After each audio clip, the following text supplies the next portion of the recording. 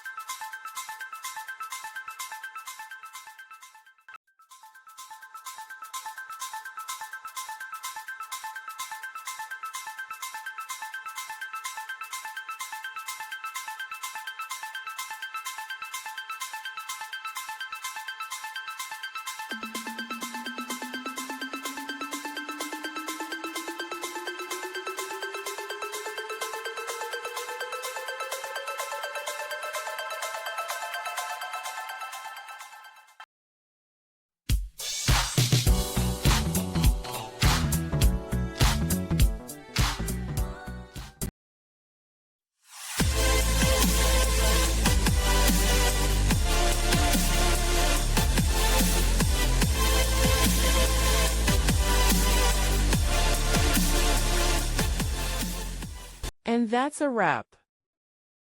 I hope you found the answer you were looking for. If you did, take a second to hit that subscribe button. It really helps out. And let me know in the comments which solution worked best for you. See you next time in the debug zone.